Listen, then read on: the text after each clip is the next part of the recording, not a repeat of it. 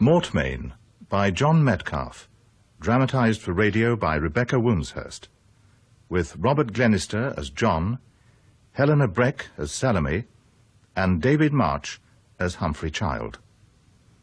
The action of the play takes place somewhere in the south of England before the last war. Mortmain. Listen to the sea, a primal sound, that sound of water washing the shore, soothing troubled spirits. I often come here for your sake, Sal, right at this very spot, and look out and remember. Memories are all I've left from those few precious days when we both thought you were mine at last. But you were never truly mine, were you? You belonged to him. He possessed from the start. That fateful day when you became his wife, I was at the church. You never knew that, did you? But I had to go. See for myself. I, Humphrey Ramsden Child, take thee, Salome Clare Miles, to be my lawful wedded wife. I, Salome Clare Miles, take thee, Humphrey Ramsden Child, to be my lawful wedded husband. He, middle-aged, sallow, solid, defective. And his mother, Harriet, veiled and slumped in a wheelchair at the back, gibbering throughout the ceremony. I never understood till later. And in the midst of it all, you, my darling, a sacrificial lamb.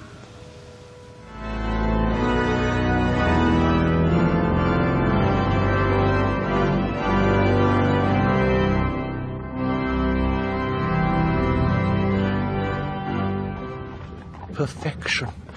The moon's up already. You look flushed, my dear. Oh, do I? I suppose I am a bit. Just I'm glad it's all over, the ceremony. I feel I can be more relaxed now.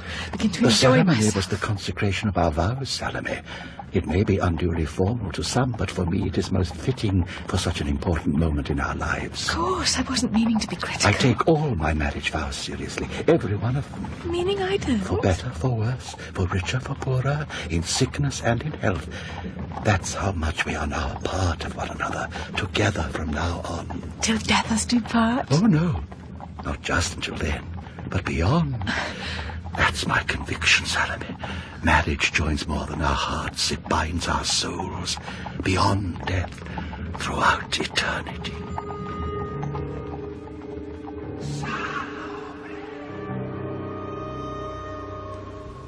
After that, I tried to forget, to stop thinking about you both. Together. The pain was still too great. Then about 2 years later, that letter came begging me to meet you. It took courage, you knew that. But in that curious little tea shop, you offered a picture of life at Seaton Manor with Humphrey. His passions for boating, for moths, his house, the small talk of marriage.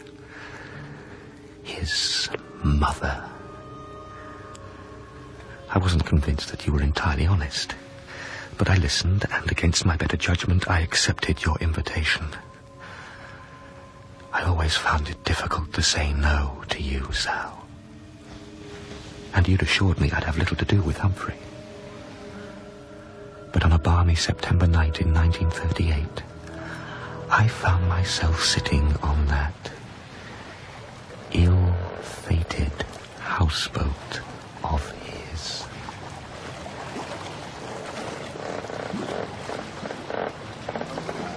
Put on the gramophone, Mary. Good old Humphrey, always wants to defy superstition. How do you mean? Well, count, how many places? 13. 30 to dinner. Very unlucky, some would say. Did you say 13? Oh, my God, Teddy's right. That's bad. Is there anything wrong, Florence? Did you realise there were 13 of us? Of course. You would. You mean this was intended, Humphrey? Naturally. And then you're not superstitious? About 13 seated at dinner. Yes. Of course I'm superstitious. But I have always maintained that human fear can be used to good effect. Hump, dear, make yourself clear. I'm not following this I think Florence means that it's bad luck to seek 13 at I dinner. know she does. It could mean someone's going to die or something like that at any rate. Yeah, not another death. Oh, don't worry yourself, Heather. Just a bit of nonsense. Isn't there a play which starts with the guests suddenly realising that they make 13 at the table, but by Priestley or someone? Barry, I think. Ah, you spoke, Mr. Temple. I was just clarifying something for your wife, that's all. Of course, there's no truth in this consequent death business, but it makes a damn fine topic for table conversation, doesn't it, Mr. Temple? Nothing better than to stir up the crew's complacency just before embarking on a substantial meal, don't you think, Mr. Temple?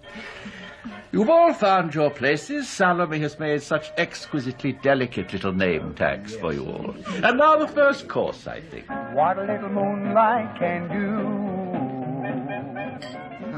So, you're a friend of Humphrey's, Mr. Temple? Please, call me John, Miss... I'm Heather Fleming. That's my husband, Andrew, sitting over there next to Edward Scrivener. And I'm not exactly a friend of Mr. Childs. I've known Salome, since we were children. Oh, really? Oh, that's nice. Well, nice for her. Here's the main course. Humphrey always serves superb food, quite delicious. You'll get bored. You can't resist. Everything looks so beautiful, darling, just like dining on a big Atlantic liner. I'd enjoy myself a good deal more if that infernal Fleming woman stopped gossiping with your friend. Heather, oh, she's a dear, and she doesn't gossip. She's just trying to make John feel at home. I don't see it's any right of hers to make people feel at home. She's my guest. Yet she insists on masquerading as some pretentious hostess. That's absurd. What's got into you tonight? This is meant to be a happy occasion, our wedding anniversary. Yes, oh, but do keep your voice down. She'll hear you. Oh, she's terribly well-intentioned. And the Flemings have been your loyal friends for years. You've always said so. She's a good woman. Now I find her presence intolerable. But we couldn't have excluded the Flemings tonight. Heather loves coming, and she's always been like a mother to me. Andrew's all right. I can't think how the old boy tolerates that infernal prattle day in, day out. If she belonged to me, I'd find a way to silence her, teach her a lesson. It's all right, everyone, don't panic. Ted was just showing us his famous egg balancing act, and he's blown the salt all over the table. Oh, if you want to pick on your guests, you do no worse than making an example of Florence. She's so vulgar. That awful laughter. If ever a man suffered constant humiliation, it's not Andrew Fleming, but Ted. As always, you miss my point. There is no pretension in Occy. She's clean, unadulterated cheapness. An exquisite concoction of all that is worldly and destined for the moth and rust. Sometimes you talk in riddles. Not till you solve them. You seem to laugh and to smile just all of the while. Of course, it came as a great surprise to us when Humphrey announced he was getting married. A confirmed bachelor married to Seaton Manor in this old boat. And of course, there was his mother, you know, absolutely devoted to her he was. Took her death very much to heart. Oh, really? Well, they said it was senile dementia, and it was worse than that, and the poor dear eventually had to be committed. Must have been all of 8 years ago now. I never realised. Humphrey never breathes a word. Well, it's not the sort of thing one broadcasts, is it? Dear, you think me a morbid old thing talking like this over such a lovely meal, and when I have a charming young man for company. Now, don't misunderstand me, John. We're so glad Salome came into Humphrey's life when she did. There was a time we really feared he'd go the same way as his mother. You see, the locals started spreading all kinds of rumours, strange behaviour and all that. We never saw any evidence of it ourselves, and we never set store by any such gossip. One can't in the country. Personally, I just think Humphrey's one of life's eccentrics. He certainly has an individual taste in clothes. All this gossip started about 10 years back. People claim that Humphrey was indulging in unnatural practices, whatever that might mean. They say he stole dogs from the village and took them back here to the estate. They were never seen again. And then headless sheep were supposedly found entangled in some barbed wire at the entrance to the manor. They claimed Humphrey had ritualistically slaughtered them. Oh, dreadfully far-fetched. And quite honestly, Ladies and gentlemen, can I have your attention for a minute? Occy, please. Oh, I'd like to propose a toast to the happy couple. I'll give you Humph and Salome, happy anniversary, darlings, and many more to follow. yes, Humphrey. Salome. Humph. Now you should give a speech, a response. Please, Occy, sit down. No, I darling. want a speech. Nobody doesn't You've got to want make a speech, Humphrey. It's traditional. It's what Harriet... It's what your mother would have wished. Oh, dear, I don't think she should have said that. Friends, I am encouraged by my cousin Florence to address you. I intend to be brief. Turn down the music, Mary. We meet tonight to celebrate a special anniversary.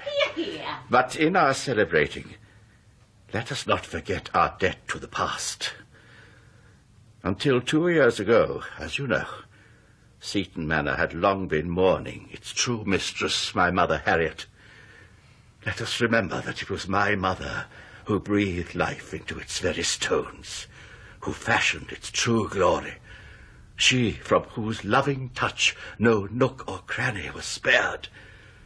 She whose spirit even now I sense within, encircling us at dinner. Oh, he's getting rid of trees. Though her body is passed from us, let us not forget her. Yeah.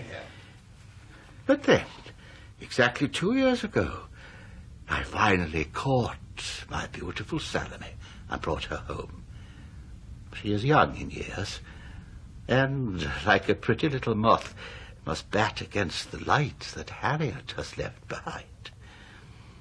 But before you all tonight, I make this solemn vow. My house I hold most dear, my estate I hold most dear, and my wife, my most valued possession, I also hold most dear. I have her, and in time-honored fashion, I will keep her. I offer a toast to us, to life, to death, and to the hereafter. There's your speech, Florence. And I trust, my beloved Salome, that your appetite for occasion is duly sated. Ladies and gentlemen, if you care to make your way back to the house, I'll organise the sweet trolley to be brought out on the terrace.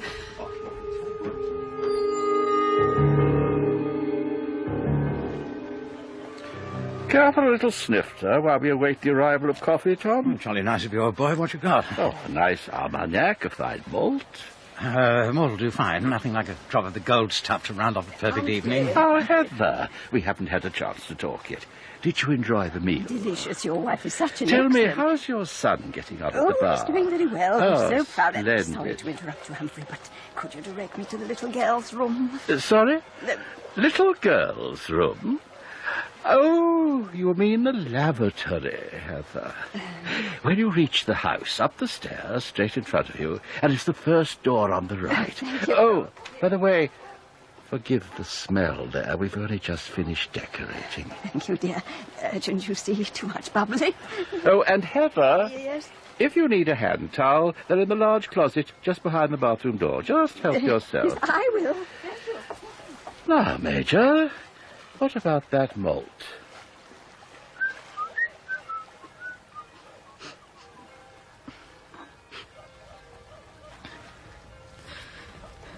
Sal, are you all right? Of course. Why? Humphrey's little speech back there was an outrage. I thank you not to insult my husband, not while you're here as his guest. I'm not his guest, and he's under no illusion about that either. People always misunderstand. He was just being funny, that's all. Funny? Oh, I see. Just as he was about the 13 people at dinner, upsetting Mrs. Fleming with all that talk of death and superstition. Now you're going over the top. Heather knows Humphrey better than anyone. Enough to think him strange at times. Eccentric. What do you mean? Come on, Sal, he's warped. His whole behaviour makes it so blatantly obvious. He's contemptuous of everyone here tonight. And what's worse, that contempt clearly extends to you. He has no regard for your feelings. That is quite enough. He's worth 10 of you put together. That's not true. There's something very wrong here.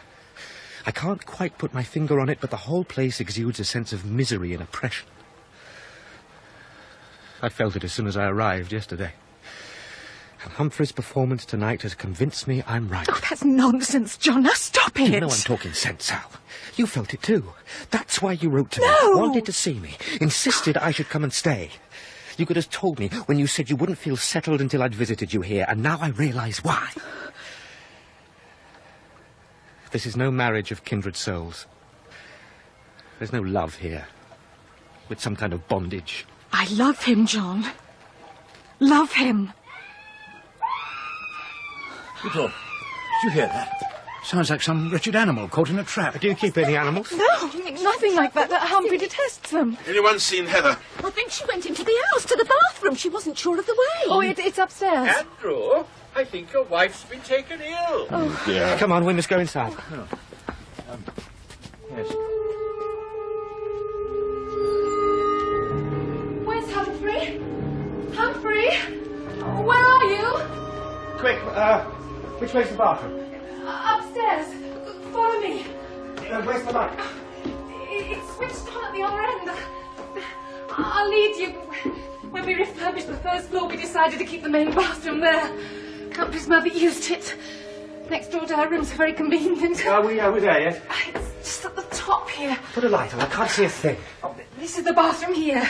The switch is outside somewhere. Yes, I'll have to feel for it. Found it. Oh, my God. There are moths everywhere. Heather! Oh, she's here. Oh, dear God, they're all over her. Quickly, give me a hand. We've got to get them off. Yes, her eyes everywhere. What a bit. All right, Heather. All right, you'll soon be okay. I'm going to try to get a window open and get these things out of here. Heather, it's Salome. Can you hear me? You're all right. You're going to be fine. You've had a bad shock. Just sit here with me for a while. Andrew will be up soon. When you're better, we'll go downstairs. Oh, God, what's happened? Well, somehow Heather's stumbled onto some of Humphrey's knots. What's going on? Don't just stand there like some great gormless lump. The old girl needs brandy. Heather! No, it's all right, Mr. Taylor. The wife's had a bit of a shock, but she's fine. Oh, it's all right, they've gone. They've all gone. You're safe now, darling. Where could these have come from? There's hundreds of them. They're Humphrey's. He collects them. But I can't think how they got into the bathroom. I couldn't help it. They came out with this fluttering. They were suffocating. Yes, it's just a little accident. They'll soon have you right as rain. We'll go. I thought I was going to die. We'd better get her into the fresh air. Yes, of course. Here, perhaps you and Ted can take her downstairs. Yes. Andrew, there's some smelling salts downstairs in the kitchen, but please take some. I've a number of a good emergency doctor in Burslton. I say, anyone notice the smell? For a moment I thought the old girl had... Well, you know, when someone's had a bad shock, perfectly normal. Yes, I noticed it too. Sickly, sweet. Something has very decidedly gone off. It seems to be strongest over here. Wait a minute. I guess there's something at the bottom of this closet. Anyone got any matches? I've a lighter. No, it doesn't matter. I can reach inside. Oh, what is it? Something warm and moving. Moving? Stand back, everyone. Whatever it is, I think it's best to drag it out into the open. Oh. What is it? A fox? Dear God. It's a dead dog. And very badly decomposed. Seething with maggots. How on earth did he get in here? Oh. I expect Humphrey put it there. Oh, I can't stand any more of this. I'm going to get myself a brandy. What do you mean? Humphrey put it there? In a bathroom cupboard, for God's sake. Some of his moths are carrion feeders. They need flesh for food. Humphrey's told me that before now. He must have put the dog here. God knows who the poor thing belonged to. Look, it's still got a collar round its neck. And where the hell is Humphrey? He called us all in here. What does it matter, John? Let's just get rid of it and forget about this. Forget? Oh, that would be too easy. Yes, let's forget. While some poor defenceless old lady lies half delirious downstairs because of your husband's disgusting hobbies. Never in a lifetime. Look, just because Humphrey's tastes are a little unusual, it doesn't mean... Placing a decomposing corpse inside the house is more than unusual. I'll tell you what your husband's tastes are. Perverse. I'm beginning to realize some of the rumours about him are probably true. This is no marriage, Sal. It's some hideous, bizarre charade. When I leave this room, I'm going straight downstairs and out through that front door. And I want you to come with me. What is the matter? Why are you so frightened? I can't, John. I can't leave him. I love him. It's a lie. You can't possibly love him. I do. I do. Listen to him. The man is mad. He's not safe, Sal. Come with me now while there's still time. No, I can't. Please. I can't. Please. You can't make me. You don't understand. Then I can't help you. No. No, don't leave me. I can't do any more. You've made your choice. You're free to do so. I loved you. I lost you. I found you again. And now... Oh, no, John, don't. I beg of you. Don't go tonight. You just don't understand. God be with you, Salome. You must live this nightmare alone.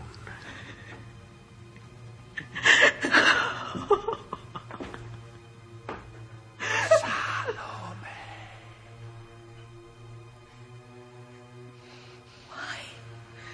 Why have you done this to me? For better, for worse. Why did you upset our guests? Where were you when Heather had her accident? I'm a Lorelei in reverse. I lure them onto rocks. They crash upon the rocks of life into the tides of death. No. Oh, my God. Don't you think I look fetching today, my love? Isn't it a beautiful dress? Where did you find that, Humphrey? Take it off. Oh, you know my son, I see. Your son? That's right. He's a good boy. Stop it. This is grotesque. Stop it, Humphrey. Oh, no. I'm not Humphrey Child. My name's Harriet Child. I can wear my hair in a bun now, but I still have a little problem with my beard. Dr. Matthews. It's Salome Child. Yes, straight away. I don't know how this started, but he's on the roof and he has a dog and he's threatening to set it alight. Oh. I'm sorry, my medication can't help anymore. He needs something much stronger. He's going the same way as his mother. Committed. I fear it's in the blood. Committed, Dr. Matthews. Mrs. Child, there's every chance your husband is no longer harmless. I believe him to be criminally insane. Criminally insane? Can nothing be done? Nothing. Mrs. Child, it's for the best. We have stronger drugs there. He'll respond. He'll be quite comfortable.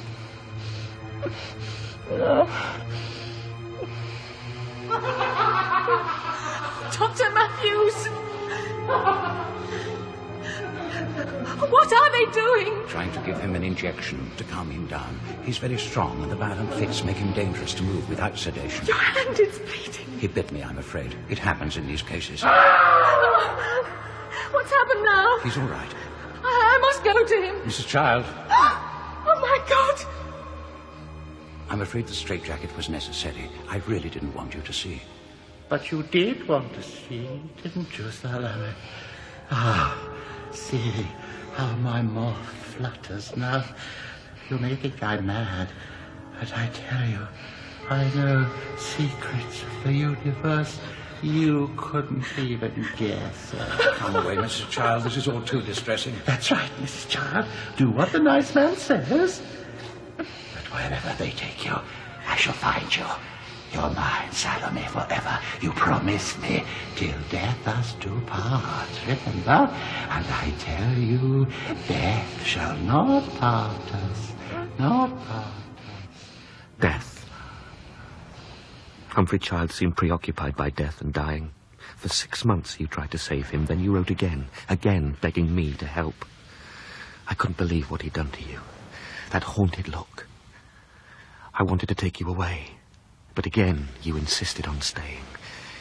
Even in madness, he had a good sense of timing, as though he was playing with us all.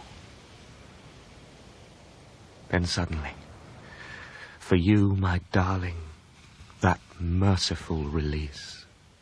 Only called to pass on our respects. When did it happen? Of course, I blame her. Never really gave the poor man a chance. If you ask me, she only married him for his money. It's obvious she didn't love him. He was too good for her. I want only a small affair. Just ashes family. to ashes, dust to dust. Humphrey Ramsden, child, 5 years beloved husband of Salome Clare, child. Death shall not part us. Shall not part us. I have her, and in time-honoured fashion I shall keep her, keep her, keep her. 3 weeks after the funeral, you became my wife. A quiet affair, you insisted, nothing grand. I, John Temple, take thee, Salome Clare, child, to be my lawful wedded wife. I, Salome Clare, child, take thee, John Temple, to be my lawful wedded husband. But how I drank in your smiles, and the promise that we were alone now for the rest of our lives. I was determined to savour every moment. Our honeymoon should have been perfect. You're very bright this morning. And why not? I feel the sun shining on me. Suddenly life is good. I'm happy and fulfilled. And I've got my pipe, a tin of my favourite baccy. Yes, and I've got my girl Sal. Careful! The eggs! Oh, it's all right. Save them.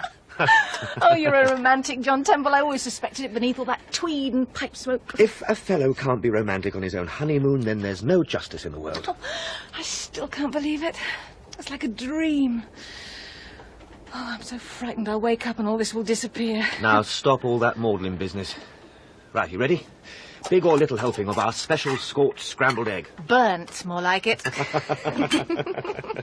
Coffee? Oh, please. Milk? Just as it comes, you know me. I like to think I do. Oh, delicious. Can't beat it, really, can you, all this? The isolation? I've loved it all my life. I never really went sailing. Well, Humphrey had his boat, the one we dined on that night. He called it Daisy. Stupid name for a boat. Oh, but he was very fond of it. He used to sail by night, studying moths along the river. Never took me with him. Now, you don't have to think about any of that. It's all past history. You're Mrs. John Temple now. Oh, I know. It makes me feel very safe somehow. Really? Of course. Have I behaved very selfishly? Why? Making you a marriage offer at a time when I knew it would be hard for you to refuse. John, they took Humphrey away over a year ago. But during that last 12 months of his life, well, he was in no sense of the word a husband to me. Oh, he used to get very abusive. That business of dressing up like a woman, well... In the end, I think he really believed he was his mother. Darling, please. No, it's good to tell you. It helps. He always used to say he'd find me, though. Wherever you are, little moth, I'll find you. That was always the worst bit, like a threat. I used to lie awake at nights, anxious, in case he escaped and came looking for me. It's silly, isn't it? I don't think so. You know, when you finally wrote to me after Humphrey went away, I felt as if I'd been rescued. I can't describe the sense of relief. Well, I kept my word. I only had to wait for the inevitable, and I knew you might accept me at last. I knew it was just a question of time. What's that line? There's a destiny that shapes our ends, rough hew them how we will, or something like that. Oh, you show off. No, not really. I just want to make up for all the time we've missed. Introduce you to all my old haunts. So that's why you wanted to come here? We needed somewhere private. What could be more perfect? Alone on Windhover 2. It was the perfect solution. Our own little island. Set in a silver sea. Mm-hmm. I see, more like. I had a dip when I got up. Talk about goose pimples. Good job I've got a strong heart. All the better for having me in it. Happy? Oh, I think so. Only think so? It was a bit of a shock last night, passing Seaton Manor. Too many ghosts, you mean? I hadn't been back since the day Humphrey was taken to the asylum. At the time I simply walked out and left it, but it still came as a shock. suppose I hadn't realised just how close we'd be. I only called you on deck to see those gannets flying against that brilliant sunset. Never even noticed the house. Strange. It wasn't the memories that upset me. It was the way the place had deteriorated that hit me most. The whole place seemed to be rotting. I always felt it was watching me. Angry at me for going away. Good Lord! What on earth was that? Some bloody idiots round the side. You stupid fool! Why didn't you look what you're doing? Oh, sorry we bumped into you, old man. Wife had a spot of trouble with the oars. What is it, darling? I told you. Florence! I said to Ted, I thought I'd seen Salome, child. I saw you, not a care in the world, taking the sun, weren't you, yesterday morning? Of course you were. I knew it was you. That's why I said to Ted, didn't I? I said, if yes, we need okay. some shackles, why don't we row the dinghy over tomorrow morning and find out if that white boat's got any to spare? And if it is Salome, child, I said, she'll let us have some, won't you, Salome? This lady isn't Mrs. Child anymore. She's my wife. My name is Temple, John Temple. We don't have any spare shackles, and if you don't mind, right now I'd like to inspect the damage. Oh, dear, we appeared to have put our foot in it as usual. Dearie me, well, I simply didn't realise so soon after poor old John, Humphrey. darling, this is Florence Scrivener and her husband Edward. Ted, please. How do you do? He was a bit scraped about the stern. Didn't we meet once at my cousin Hump's place, Seaton's? I don't remember. Of course we did. Same night old Ma Fleming took a wrong turn and got attacked by bats or something. Moths, dear. Lots of giant moths. Oh, well, something flappy. Would you like to come on board? John was just making some coffee. Oh, no, I don't think that's a very good idea, especially after the paint business. We really ought to be on our way, Occy. Nice running into you again. Oh, Lord. Listen to that, running into you. Mind you, I wouldn't have recognised the old tub. Tarted it up a bit by the looks of things. Much better shape than I remember it. Humph had it painted pink, as I recall. This is not Humphrey's boat, it's mine. And honestly, we don't have any shackles to spare. Oh, don't worry about that. We'll make out somehow. Well, you know, I can't believe it. Humph dead and buried not long since, and look at you now, dear. Positively blooming. Okay. How long is it since? A month, Florence, almost to the day. After all, you should know. I seem to remember you were at the funeral in full black. Really? Only a month? How interesting. He was a remarkable man, my cousin. Very remarkable. I wonder what he would make of his little Salome remarrying quite so soon. My wife's name is Salome, as you well know. Okay, time we were going. Outstay the old welcome and all that. Oh, never could stand pussyfooting around. Sorry about the paint. Goodbye, Salome. Goodbye. Goodbye. Goodbye. Hateful woman. He was trying to stop her. Is the damage bad? No, not really. Just scraped off the paint along there, see? So bloody careless. Flaming amateurs. Awful people, those two. Yes, I never liked them. Although Ted seemed all right. I mean, he's quite nice in his own way. You know, I think we'll make a push ahead of schedule. It's getting a bit crowded round here, and I'd like to get to Collett's farm by mid-afternoon. Do you mind? Oh, not a bit. After seeing those two, I feel I want to move away from Seaton for good. And I thought we'd left your past behind for good as well. Until later that evening. We'd been sitting on deck after supper when I suddenly spotted that boat again. We'd seen it once already the night before. A curious-shaped thing with cut-down mast, painted an awful sort of pink and exuding an air of neglect. I was joking about people's taste when you abruptly said it was too cold to stay on deck and went below. What are you looking at? Nothing. Come on, what was it? These, some photos. Old photos of Seaton and the boat. I was just You seeing... mean his boat? Is this where he used to sail? Yes, now and then. Sometimes he kept it not far from here. Oh, John, it's odd, but I don't know how these came to be here at all. I found them in my suitcase when I unpacked it. It's almost as if someone put them there. Sal, it's all over. Humphrey Child is dead. Everything is all right, isn't it? Oh, I suppose so. Of course it is. Look, you hop into bed. Give me those, and I'll tear them up. Chuck them overboard. Commit them to the waves. And then I'll join you for an early night. We can wash up in the morning.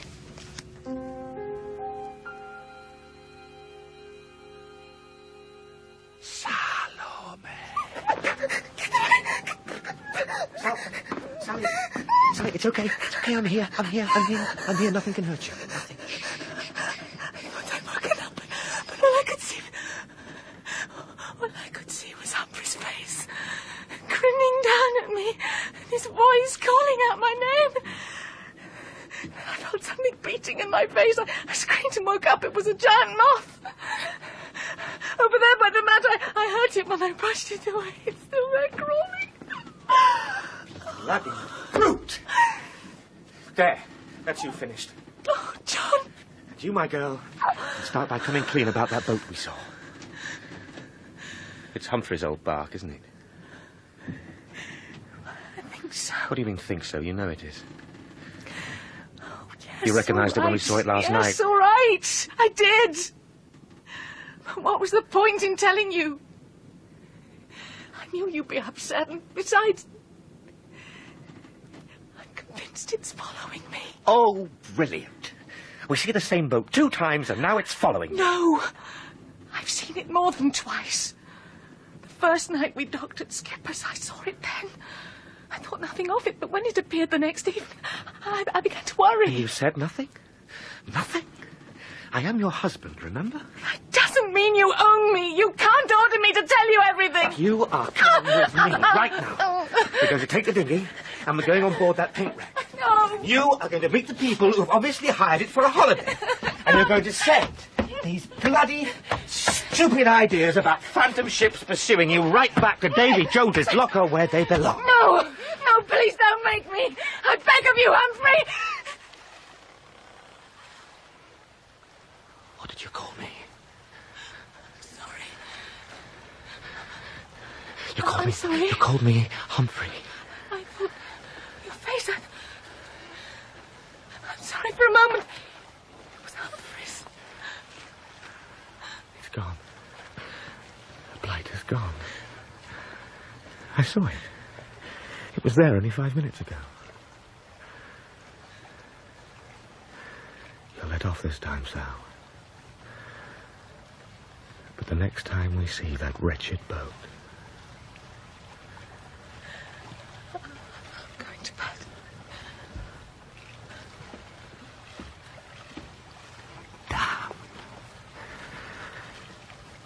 Damn you, Humphrey.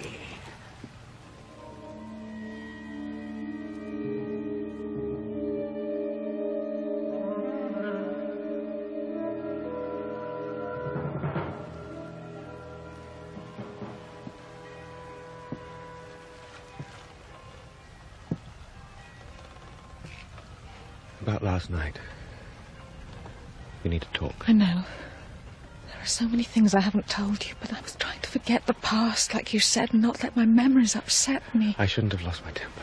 I'm sorry. It was unforgivable. Oh, it wasn't like you. I've never heard such anger in your voice before, such intensity. I didn't believe you could be so violent. Yes, it scared me too. I just completely lost control. I'm very sorry. It'll never happen again. Never. I promise.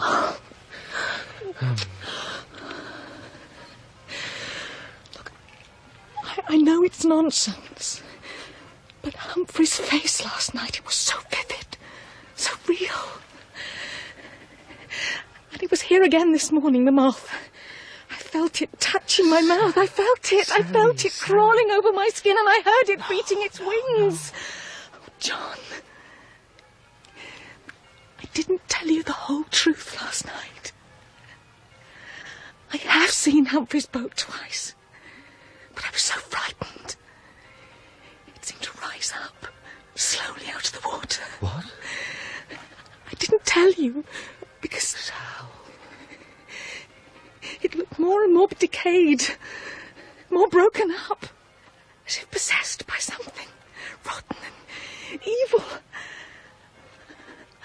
I wanted to go to it. I can't explain. I was drawn to it. It was waiting for me, watching me. I could sense something drawing me down into the water. It's calling me.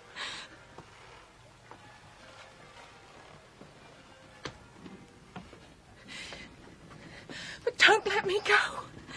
You mustn't trust me. Do you understand? You must stop me. Whatever happens, stop me. We must return to land now, immediately. Very well. I want to be locked in. Locked in the cabin. But If you don't, it will claim me without question. He will claim me. He really did love me, you know. And I love you too. Remember that.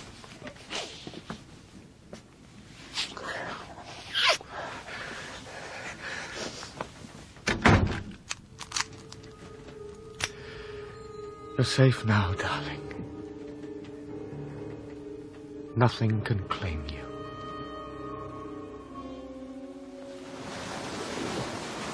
About another half mile, Sal, and we can land.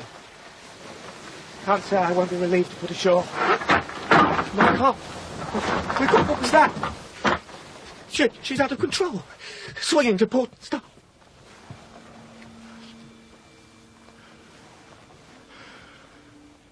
It's Humphrey's boat. Rising out from the water. Rotted almost through. My God, the speed. Salome! Salome! Death shall not part us. You shall not have her! She's mine! And mine she shall stay! Humphrey's voice. I swear I heard it. What? Oh, my God, it's one of those giant moths. No, not my mother. I've come to claim what's mine, Salome. Till death us do part, my dear. No, Humphrey. I'm not ready. Oh, please. Please leave me alone. John! Help me! Open the door, please! Please open the door! He can't hear you, my beloved. He has thoughts only for his precious boat. Come with me now. I've come to take you home, to my son.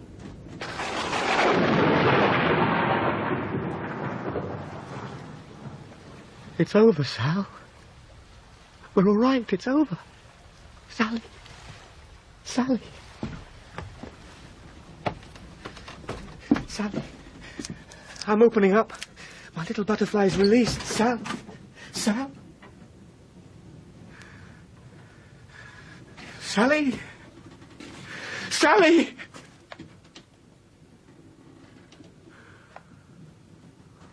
Oh, no. Oh, no, not that, please, God. Not that.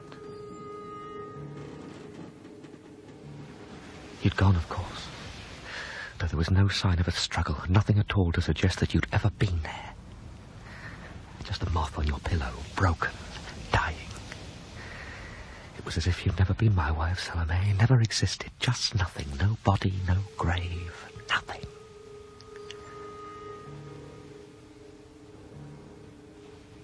All I have left is my heart, my memories.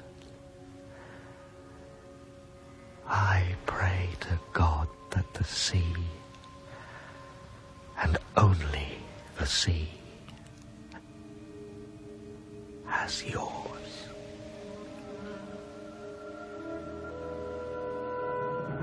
I have her, and in time-honored fashion I shall keep her, keep her, keep her.